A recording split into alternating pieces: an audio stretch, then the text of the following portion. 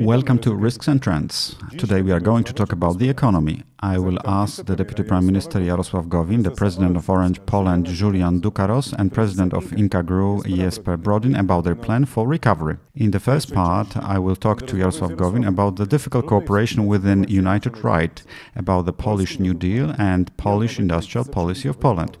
In the second part, I will ask Julien Ducarroz how the plans of Polish government fit into the strategy of Orange Poland and how COVID changed the way you manage big companies. And finally, in the third conversation, I will try to find out from Jesper Brodin how the 2020 impacted the strategy of their company, whether the nimbleness is healthy for big organizations, how can you prepare for the future crisis, including the climate crisis. I would like to invite you to this conversation.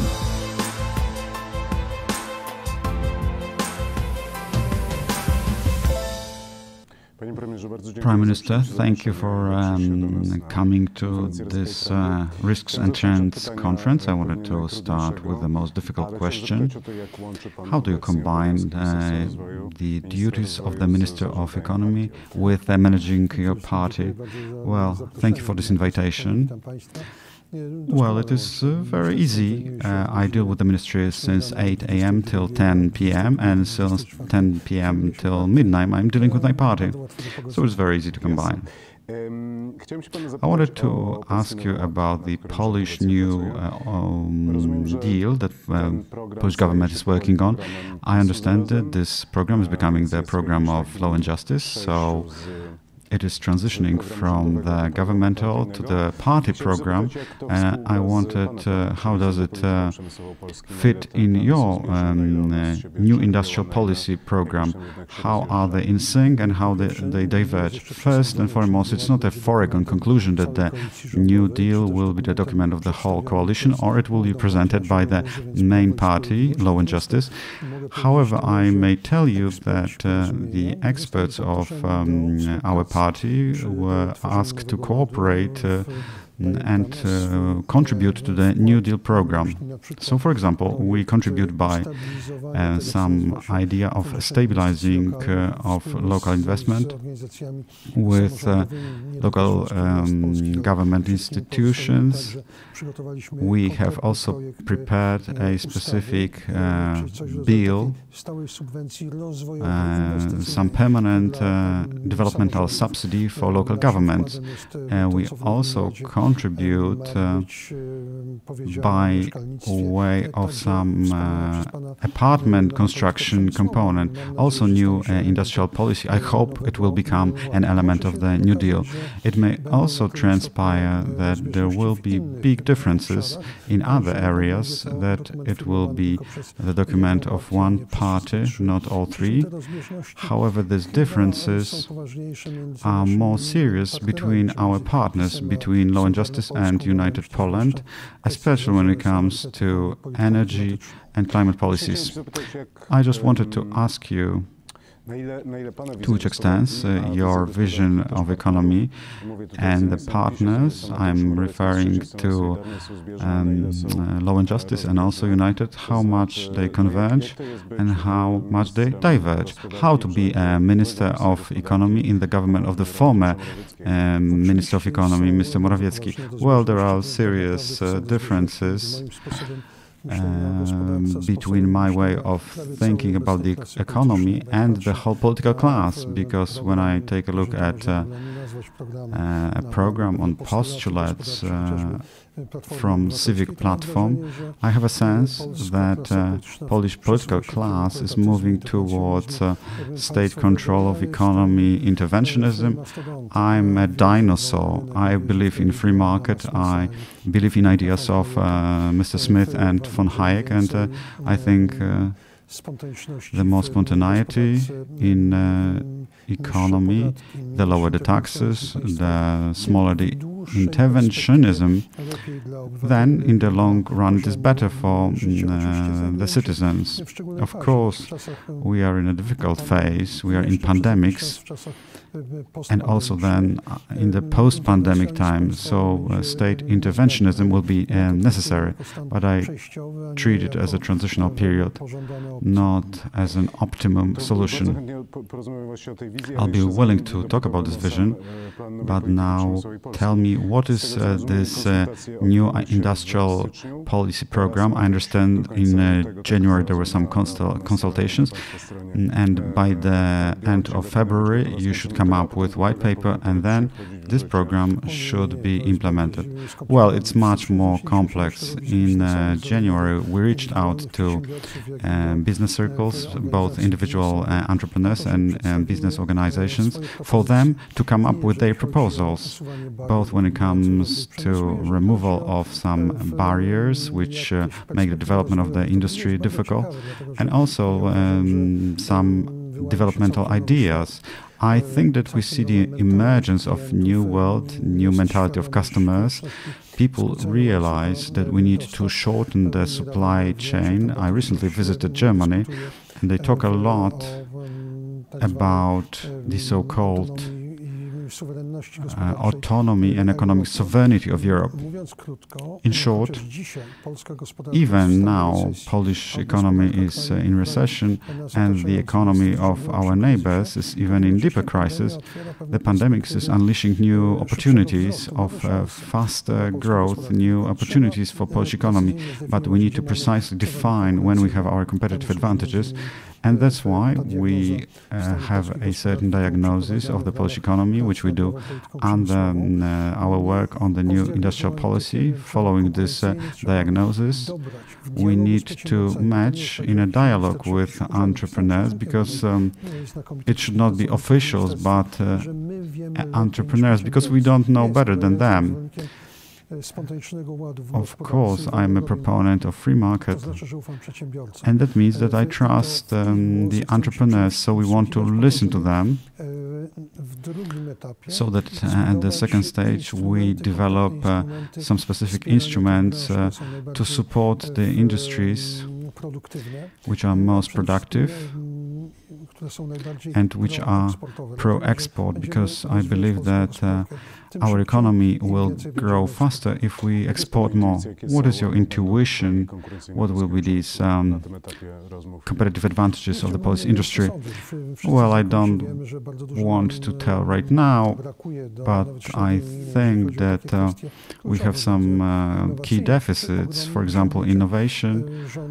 Of course, the government had a lot of achievements, and entrepreneurs also had a lot of achievements in the previous term of the government. I prepared some draft law on innovation.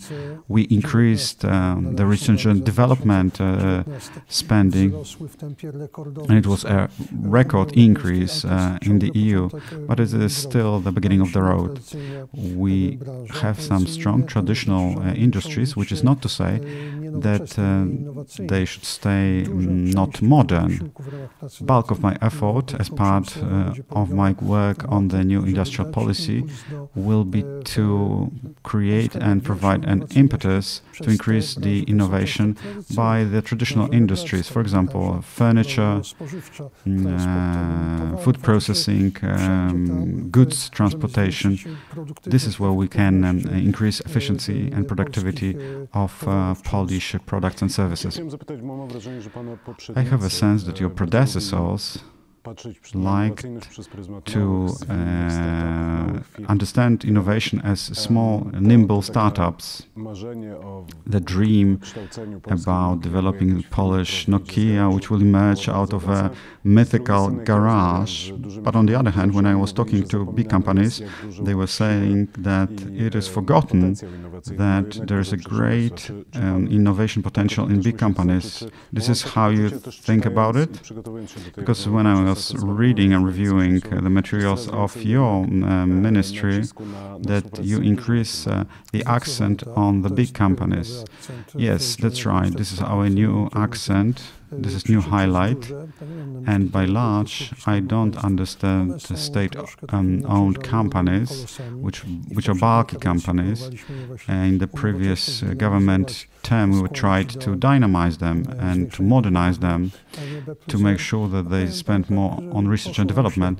And it wasn't a huge success, to put it bluntly. The real growth can be ensured by private companies, and it will not be startups. It is great that in the previous governmental term we came up with many instruments to support startups. I believe that one day, maybe not Nokia, because Nokia is not the wonderful example, but we will see the emergence of a black swan as a result. For me, small and medium companies are crucial because they have the highest potential for productivity growth. Now I would like to ask you about the word Polish. In this program we see Polish all over the place. I understand this is a political instrument. It is important for your political camp. It is connected with our country that we live in. However, on the other hand, when we take a look at the structure of Polish industry, much of these companies are with foreign capital. What is your perspective on it? How much should we find the companies functioning in Poland are large and should provide this impetus?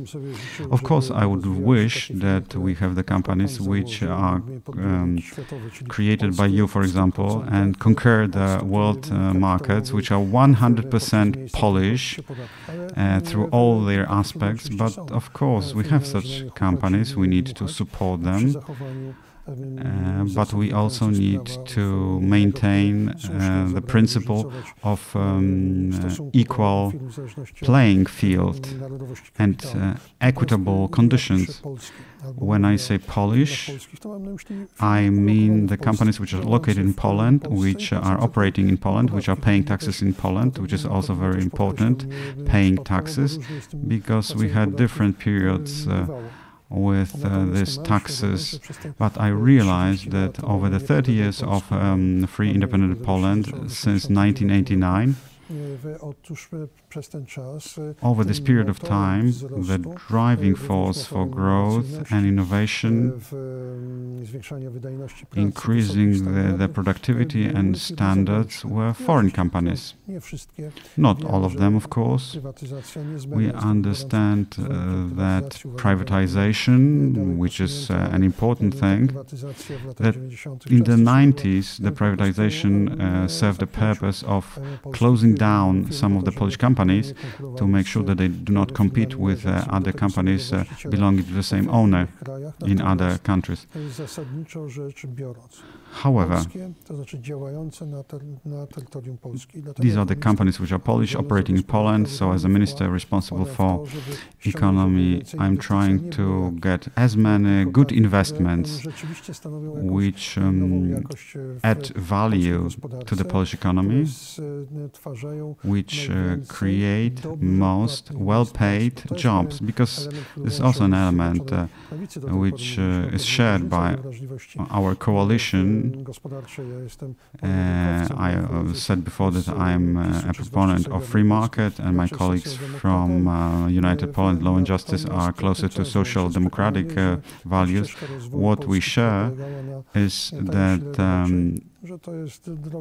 cheap labor is a dead end for Polish economy. So we do everything to make sure that we bring here the companies creating well-paid jobs. I would now move to the topic of Industry 4.0. It was a trend slogan. Today it is forgotten, but on the other hand, it is just being implemented.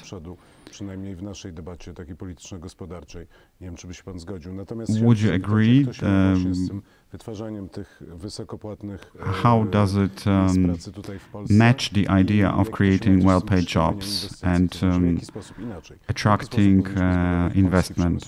How should we develop Polish Industry 4.0? Well, we should do it with everyone who wants to invest in Poland. I think we have a problem with the investment of Polish entrepreneurs. They have a low propensity to invest, and we have to think what's the reason situation, we were not able to stimulate the investment of Polish entrepreneurs. I think it is resulting from a low level of trust between entrepreneurs to Polish state. And I think this is a bitter diagnosis. For me, the restoration of the capital of trust between entrepreneurs and state is crucial. So all the activities which I undertake the ministry, starting from new forms of supporting the closed industry as a result of sanitary restrictions through new industrial policy, I do it in a wide dialogue with the business world. Reforms and also such plans just like the new Polish deal or a new Polish industrial policy will only work out if they are on participatory principle. So we should be drawing on the wisdom of entrepreneurs. They know what they need. And we need to harness this wisdom that they have. We need to systematize it and draw right conclusions. On the other hand, the entrepreneurs need to realize that the state guarantees the stability of the conditions. And hence, I've been involved in this Sisyphean labor to limit the overproduction of regulations, to limit the regulations, to make sure that the regulations are clear, are simple, that they are not arbitrary in terms of interpretation. In short, one of my main goals as the minister responsible for economy is to protect the business with the legal shield. We already have a financial shield for those industries which were under restrictions, but for the whole business we need to develop a legal shield. This is something which our industry is missing. I wanted to ask you about the cooperation with organizations representing employees. You talk a lot about the dialogue with employers. However, in all what you say, maybe this is because of the place where we are, I don't hear much about employees or organizations representing employees. Do you have this dialogue in the context of these plans? Which is a very good question. When I talk about participation, I fully realize that the activities which we do may only succeed, or in order for them to succeed, they need to ensure dialogue with employees. I'm the chairman of the Social Dialogue Council this year, and I want to restore the position of this institution. You mentioned about some difficulties with the solidarity movement. Fortunately, we straightened the situation out. The solidarity came back to the fold, to the table, which is good. And right now we are working very intensely. Of course, given the pandemic situation, we are working on finding some common points between employers and labor unions. We need to make sure that these participation projects will be included. That's why we have this unusual idea of our government to combine the area of economy with the area of labor in one hand, and it is my duty to find synergies between economy and labor. Thank you very much, and I hope you will succeed. Thank you. Please keep your fingers crossed.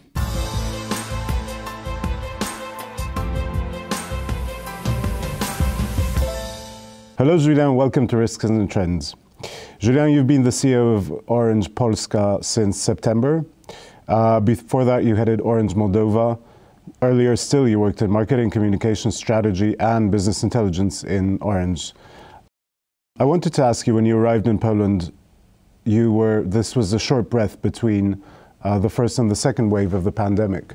And I wanted to ask you, is it possible to learn a new country, a business, an organization looking at a computer screen? Good morning. Well, I will say it's not so much a question whether it's possible, because I think like everyone in any job, we had no choice. And certainly, you know, for a CEO, it's very strange, but I will say for all employees, you know, we have been moved online and home.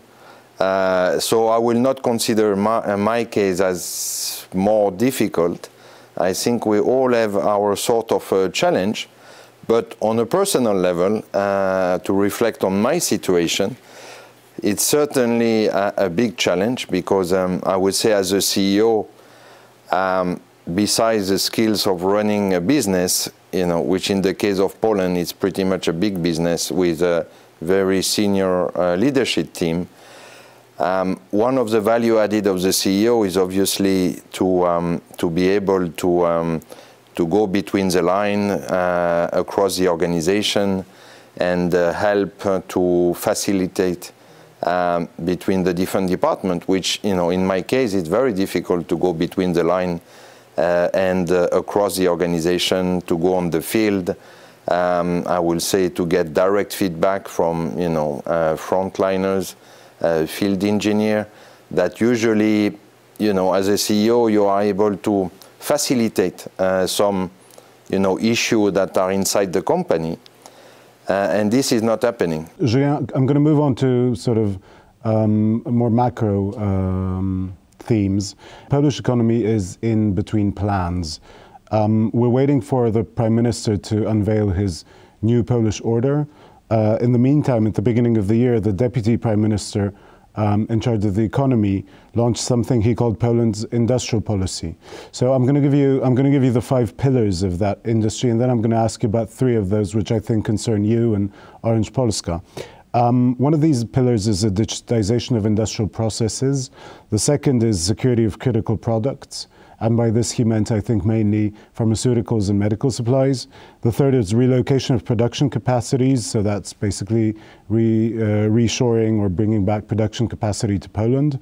Building on the European Green Deal, and building a new society built on trust, cooperation, and strengthening of social ties. So I propose we're going to, for the sake of our discussion, I'm going to leave out the bits on security of supply and production. And I wanted to ask you about basically digitization, the Green Deal, and this social cohesion. How does Orange write itself into these plans?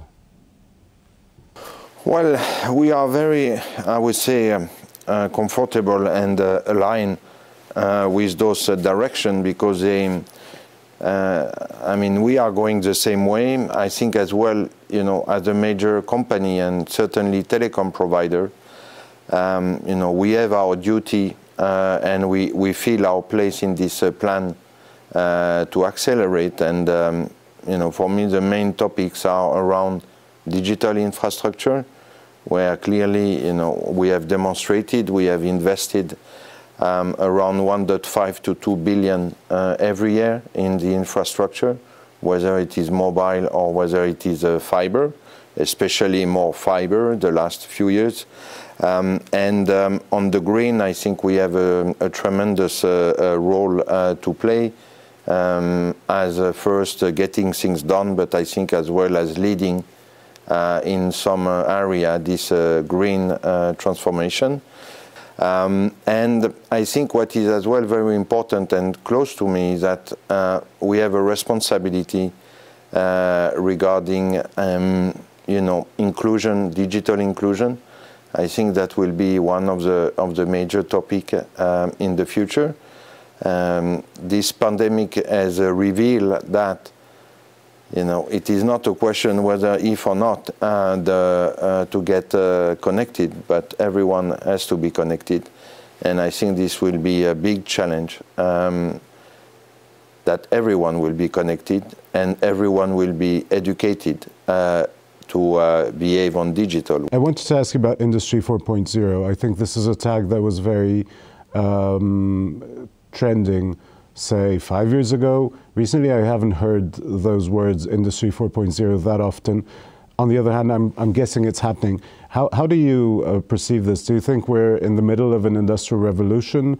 I will not try to comment on whether it is a revolution, evolution, and where we stand on this, because I think it depends the industry, the verticals, and you know, the competitiveness on this market to be more or less digital. What is for sure is that the recent event and the state of, you know, with the pandemic and everything, we saw a huge acceleration of things that were present before the pandemic, but the pandemic has made it, you know, an acceleration, and probably we won 3 or 4 years of time of natural adoption. So we move clearly from early adopter to mass adoption of some of the technology.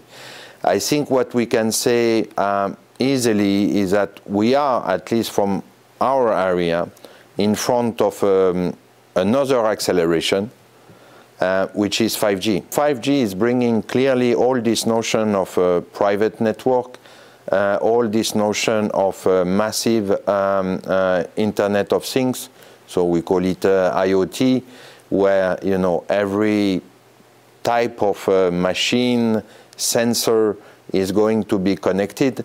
And then you add on top of it all the topic around artificial intelligence and big data. And this combination of connectivity, mass connectivity, when I'm talking about this Internet of Things, coupled with automatization, intelligence artificial, private network will be, I think, the real start of the Industry 4.0, as you call it. When do you think this will happen? Because from my perspective, and this is probably some 10 years ago, I remember these visions of basically refrigerators talking to ovens and sort of then cars talking to lamp posts. And I think this sort of ridiculed the whole idea. I'm making it sound silly, obviously, but I think this is something that happened. I mean, we were waiting for this moment when everything is going to communicate with everything else, and it sounded basically like the Jetsons, and then it didn't happen. So are we arriving at this point, or is this going to be something completely different, and we sort of overshot with these metaphors and analogies? Yeah, well, for the oven and the fridge, I think it's not a matter of technology. I think it's a matter of whether it is useful or whether it adds any value. When it comes to the business, we see, and Orange across the footprint, and as well we are going to start in Poland, we have already some use case where, and we don't really need 5G per se. It can be done on 4G, those private network that enable a factory to be much more connected and automatized. Because I think, you know, at the end of the day, it's not so much whether they talk to each other, but it's more whether this connectivity make it kind of autonomous. And I think what we are seeing now is all those automatization, RPA, robot process automatization, is enabling all industry to be more efficient, and as well, I think, you know, giving more opportunity for human to do things more interesting instead of repeating tasks. Do you think Orange is the new green? How important a role do you have to play in this revolution, in this climate revolution? I know that theoretically you're not on the front line. On the other hand, I understand you'd like to be, or you believe you need to be on the front line. So what can you actually do for the fight against climate change, for basically lowering emissions? Yeah, to put a bit of perspective, as we are very involved in this topic, setting our strategy for the future. So if we look in Poland, the ICT sector, which is, you know, roughly all mobile fixed operator, we are around 1.4% of the carbon emission in the country. It's not, I will say, we are not the major one, but we are not as well the smallest one. That's why for us it's very important. As well, there is, you know, that the data traffic is increasing non-stop. Obviously, the current situation today led to a massive increase of the fixed and the fiber. And for us, if we've simplified a lot, our main emission of carbon is coming from electricity, which is the fuel of the network, let's say. We have to make sure that while the traffic is increasing from the customer demand, and it will continue because, you know, video is getting higher quality, more bandwidth, people are spending more online, and more people go on fiber, which is all driver of more traffic. So we have to make sure that we are more efficient, our network are more intelligent, our network, you know, switch off them when there is no traffic. All of this is we are working on, and that's why we have this objective to be carbon neutral by 2040, which is, you know, some can say it's far away and might just be marketing. The reality is that if I look today, we are already at minus 16% consumption versus 2015, which is where we want and measure us against. So we will be carbon neutral by 2040 versus where we started.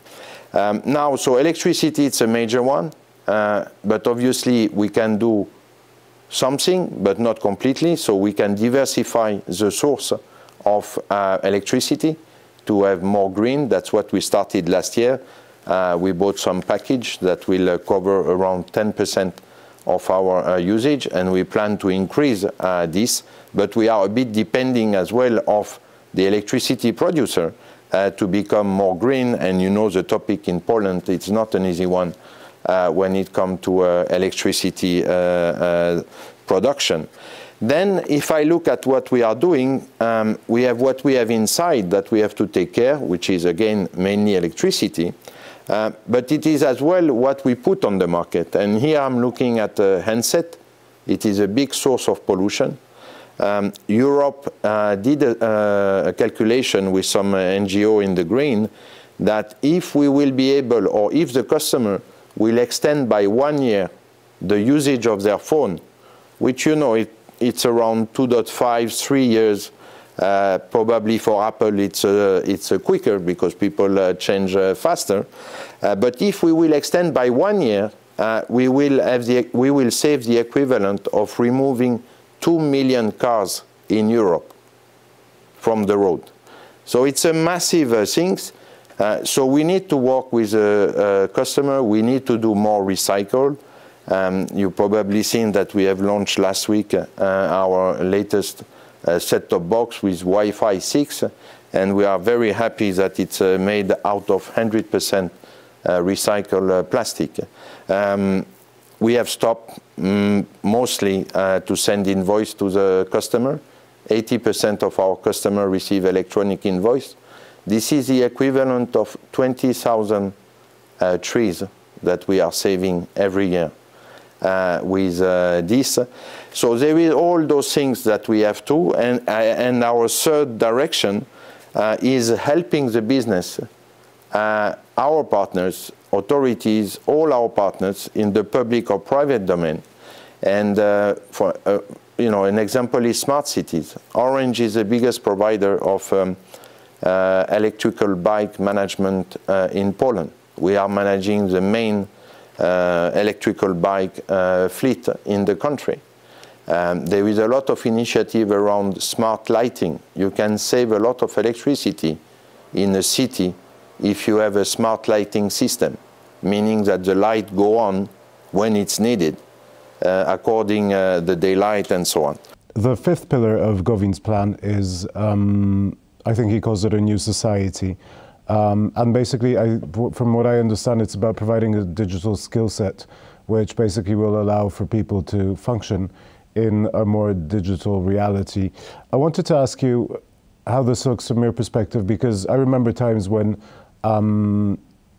basically digital companies and telecoms operators were the beginning of something new, that at a moment there was this, we went back a moment, and I think people started saying that maybe screen time is the enemy of, I don't know, family time or friend time, that, you know, young people are sitting in their telephones all the time and not talking to each other, but basically texting or doing whatever young people do these days on their telephones. And you became the boogeyman of the digital economy. Now I think, again, we've moved in a different direction, and GAFA and basically, you know, big tech companies and especially social media powerhouses are in the crosshairs. How do you perceive this? I mean, do you believe that you're becoming a utility, basically? You're becoming like somebody who provides water or electricity who you don't really think about or remember about? Or are you still somewhere up there amongst the good and the bad actors of the digital revolution? Yeah, well, obviously we are not seeing ourselves as a utility due to the fact that, you know, our portfolio and the way we approach our customer is going beyond connectivity, and there is, especially on B2B, the need of you know, integration, intelligent solution. As we discussed before, the network are becoming intelligent, they are becoming cloud, they are becoming... So, no, definitely we are not a provider of A to B of digital services, but we are enabling those ecosystems and helping the customer to connect to it. Now, it's true that there is, and this is what we are trying to address with our foundation, that we have a great responsibility to, for me, they are twofold. One, we discussed one, which is about inclusion. No one should be left behind when it comes to connectivity. So we have a role to help together with authorities and NGO to address this issue, whether it is rural, and we are doing that together with authorities. You know, we have those POPC programs that we are addressing fiber in less, I mean, in a low penetrated area. And we have as well to help the people who have financial difficulties and cannot necessarily access to internet, because there is no doubt that in the future, you know, if there is a big risk that there will be a scarcity with a two-speed, those who have access to fast internet and those who don't have access to fast internet. So we have to make sure that, you know, commercially, but as well with our foundation and CSR strategy, we address those. And then there is a topic of education that, you know, you talk about time screen for the kids, all those discussion that we have, you know, as a parents, that big question around whether it's too much, not enough time in front of the screen. And I think here this is a scarcity issue that Orange is part of the conversation, dialogue with authorities, with different NGO that we are working with, whether it is doctor, psychologist. And I think, you know, to be honest, I think no one has a clear answer on this, and we need to work together with the different partners and deal with it. But we assume our responsibility and we take part of this conversation. I was just wondering, listening to you, how we've started talking about energy poverty recently, and I don't know if this is already part of the conversation, but I'm thinking about what you were saying about digital poverty. I don't know if this is a term that's been coined already, but I think it makes sense maybe for big digital companies to start looking at this, because digital poverty might be another barrier of inclusion in society in the future. But thank you very much. Thank you very much.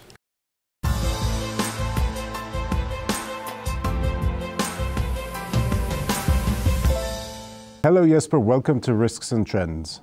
You've been the CEO of Ingka Group for almost 3.5 years, and you've been with the IKEA Group for over 20 years. And looking back at your career in IKEA and Ingka Group. I was wondering if you've ever experienced anything like the COVID-19 pandemic in your managerial career. No, I think it's easy to say that I have not met anybody who would answer anything different than no to that question. We are experiencing unprecedented times. The only reference points, even if that was, of course, more dramatic, is when people refer back to war times or conflicts like that. I've experienced a crisis before, and luckily, because you can learn a lot from leading in crisis. But the way the pandemic has changed everything for us and how it's influenced each and one of us and all of our customers at the same time is absolutely unprecedented. Many people talk about new business models, new models of leadership that have evolved because of this managing by change and through different and difficult times. Have you noticed this? I mean, has this in a way impacted your business model? Has it speeded up processes, or are you pretty much on the same track but in a different reality? I would say somebody said it's difficult to judge history when you're in the middle of it, and that's I think one of the sentiments we all have right now. So with a portion of humbleness, I would still say the main element as it looks for us right now is not a new business model, but speeding up everything. So if you look at the pure numbers of IKEA, we in March, we went from basically at that moment when Corona hit us, we were running approximately 10% of our business was online, if you like. So 90% was cash and carry. So with the closures, we had close to 80% of our stores closed for many weeks. And thereby you can say we would have, in an ordinary situation, we would have been in red numbers and in a really bad place from an economic perspective. But we were capable to switch to online. We were capable to use our stores as fulfillment centers, which was a strategy we had, but this speeded up that strategy with several years, I would say. And in a way, we managed to take back approximately 60-70% of our business. What we a little bit underestimated was, as we opened up IKEA again, there was a pent-up demand that was much bigger than we thought. So in the first and the second wave, when we've seen opening ups, we have had huge challenges to actually be able to acquire and get goods to our stores in time. So overall, I think the retail transformation, online, offline, omnichannel, interesting enough, the pandemic has helped us gain many years in development. What are the biggest problems? Because you talk about your successes, but could you also address the challenges? What were the things that came difficult, that were a problem, that maybe didn't work the way they should have? I'm thinking, I don't know, supply chains, subcontractors, maybe HR issues. Absolutely. I would say to start with two areas predominantly. One was people. I was personally, I was sleepless a couple of nights on not knowing if we would be able to save jobs, be able to keep IKEA and Ingka afloat. Secondly, I would say, which is still going to plague all businesses, I think, for at least a year to come, and that is the imbalances in the supply chains. So we have massive challenges. I would say at this moment, it remains one of our biggest headaches, to say the congestions in ports, containers in the wrong places, boats being delayed, and the whole global distribution network is, of course, in a situation we could never experience or could never imagine in our lives. And in spite of that, I think we have managed to turn things around, be creative, and as such, we're actually catching up with some of the availability challenges that we've had. But it's difficult, it's challenging. Everybody I've spoken to in Poland in retail keeps talking about flexibility, agility. I think you also mentioned flexibility, agility. And I understand that. I understand that you need to adapt to a changing reality. But looking at this from the perspective of long-term perspective of an organization, of the people who work in the organization, I guess that managing in permanent, rapid change must be very tiring and is difficult for an organization. I wonder how this has impacted your corporate culture. Is this something that you've discussed? And has this been a problem? Or on the other hand, do you just think that that's the way it has to be and we just all have to be on our toes, agile and ready to keep changing everything all the time? Is that healthy? Well, if I start with, of course, it's challenging, and I think at the moment, I would say we're probably the same as everybody else. The longevity of this crisis, the marathon of it, and maybe also a lot of people were hoping for that the light in the tunnel would come sooner. So I think to hang in there and have stamina is something that I definitely recognize among my leaders. We have to work on providing much more opportunities for dialogue, to open up and be vulnerable and to share where you are and not hide emotions here, because it's difficult for many people. Some people it's difficult to run the ever-changing conditions of the operations. For others, it's the isolation that is a challenge, and for some it's both.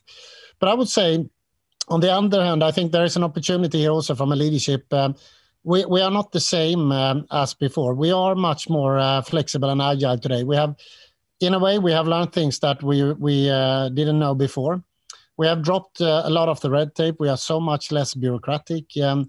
I think also in every market, more or less, the relations with governments, where we come together with governments, unions, and said, okay, let's drop some of the topics we had before and establish new links to actually resolve this for the common good.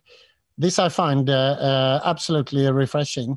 And one of the learnings we can maybe add here is IKEA since long has been, with all the goods and bads, but we have been a very strong company culture with values gearing us. And what I found interesting during this crisis was that we acted very fast, almost everywhere at the same time. And I got questions from journalists early on how we could be so fast in directing and steering. But the truth was, to a certain extent, we didn't. People knew that they had a mandate to take decisions and do the right thing, and that was expected of them. So thereby, I think we were quite fast in actually mobilizing IKEA in the beginning. That I find interesting. And now I'd like to move on to the other challenge of our times, climate change. I don't want to compare the two for a number of reasons, but I think there are certain areas in which there is an overlap. And I'm wondering if you think that today, looking at the challenges posed by the fight against climate change and possibly the effects of climate change, we're a bit wiser in 2021 than we were at the beginning of 2020? Or, I mean, are these two completely different parallel universes? To a certain extent, I think that there are reasons to be both more pessimistic and optimistic at this moment. But I would definitely say that the pandemic is helping us when it comes to the even bigger challenge, which is climate change. So with all the respect of the pandemic and the longevity of it, the aspects of climate change and the risks for humanity here is basically existential, and at a level that even the pandemic cannot match. So I would say, at this moment, I would say if you want to look at it with a bit pessimistic view, what we know now compared to 1 year or 3 years or 5 years or 10 years ago, the challenges look even bigger. The risks of us actually not only missing the 1.5 target, but even hitting much higher temperatures in our lifetime is unfortunately one of the scenarios.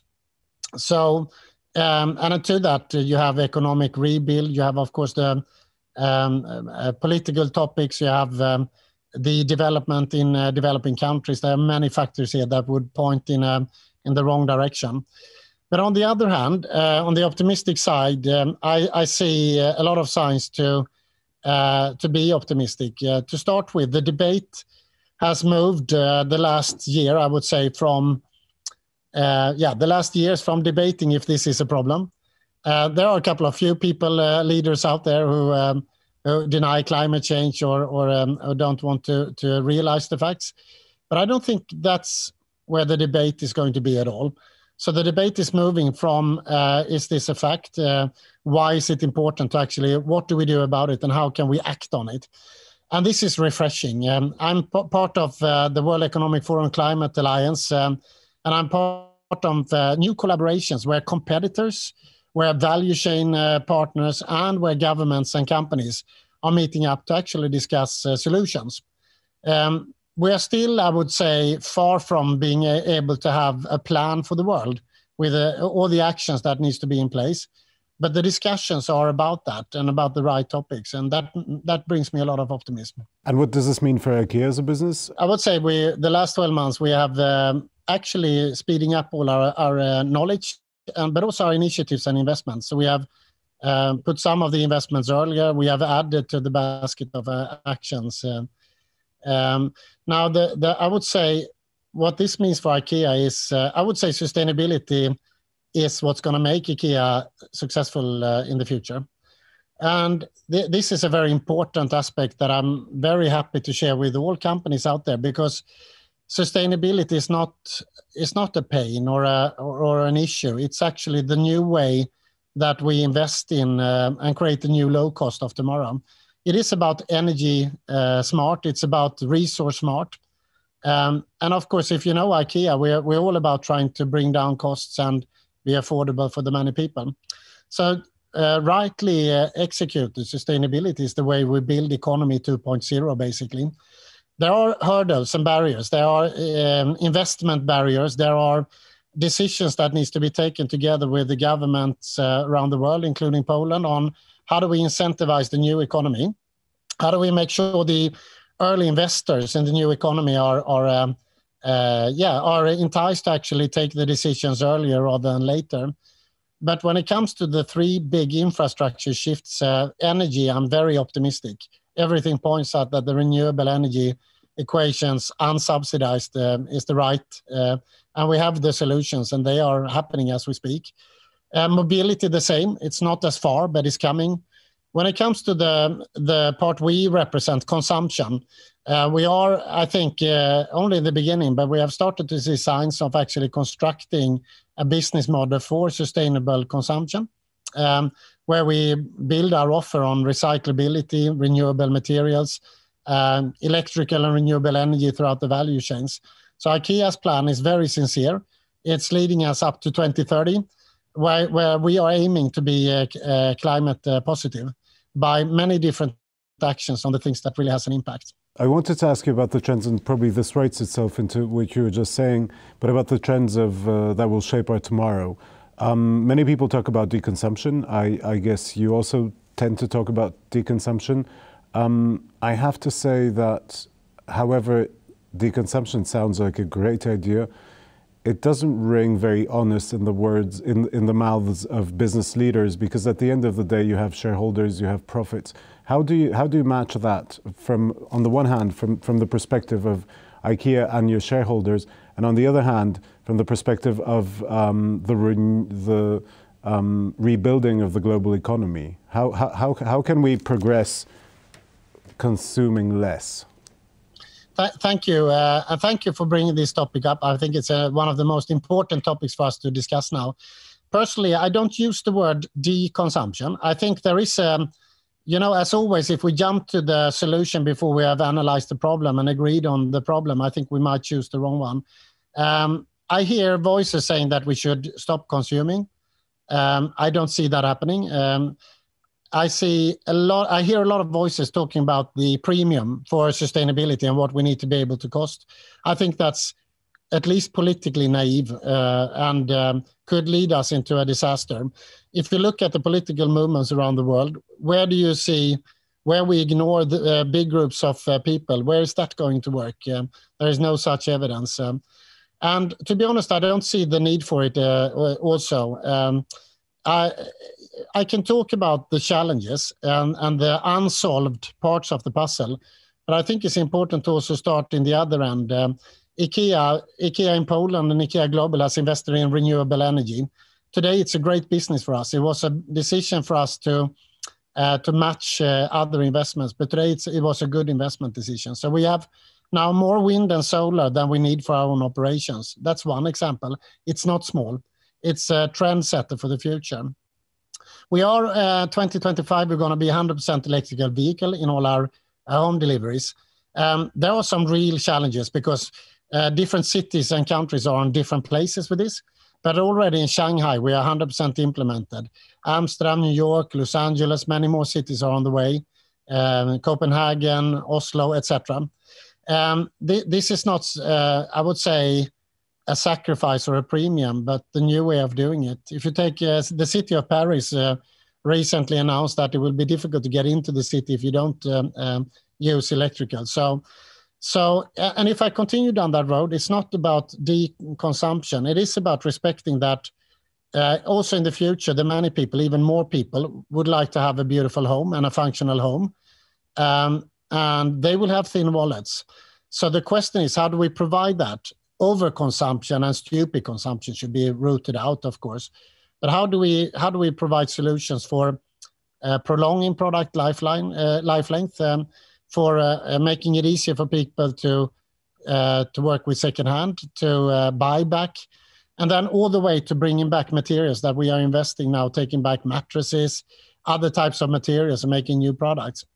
And I'm absolutely convinced that we are about to crack a consumption model which is then climate neutral or positive. And this is what we need to talk about. The other two, I think the arrogant capitalistic old school will not work, and the de-consumption will probably not work also. So we go for the middle road. Before we move on to the final part, to Poland, I wanted to ask about the other trends that have come up during the pandemic, that have speeded up during the pandemic, and that might impact your business, which I find personally interesting. One of them is de-urbanization. I don't know if you're seeing that. I know we're seeing that in Poland, where many people have started moving out of cities, or at least living part of their lives outside of cities, and probably they won't come back. So some people are saying that the 21st century is going to be the century of the countryside, as the 20th century was the century of the city. I don't know if you'd agree with that, but if you would, how would that impact you? And the other thing that's probably sort of closer to our hearts today is de-officization, if I may coin a phrase that doesn't, I think, exist. Basically, the fact that we're going to be working more from home, which is also probably inevitable. So these two, and maybe others, if you have any up your sleeve. I haven't heard that word before, but I think it's the right word, actually. So, well, it's interesting. I would say this is how I think we should do it together. I think we should recognize the trends, but then stay very humble for how they will play as variables.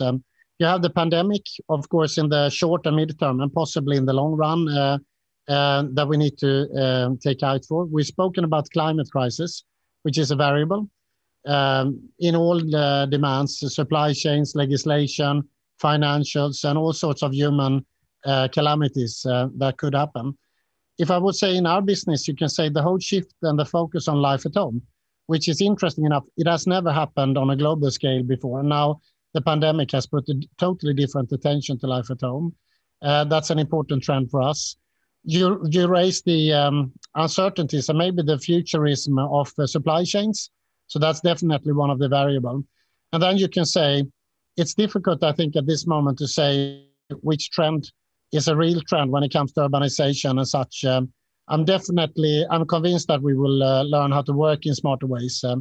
When it comes to the conclusion at this moment, it's clear that people will also post the pandemic be smart about why we travel and why we use physical meetings. But I also see that, as somebody said, a virtual hug is nice, but it doesn't replace a real hug. And I think the understanding of what physical will mean will also prevail. When it comes to urbanization or not, from a climate perspective, urbanization is a good idea. It's easier for us to resolve some of the big challenges in big cities. So that would speak for that. And all other trends before the pandemic would probably speak for that. The de-urbanization might be temporary. But who knows? My point would be to say, identify the variables and then be very good at scenario planning.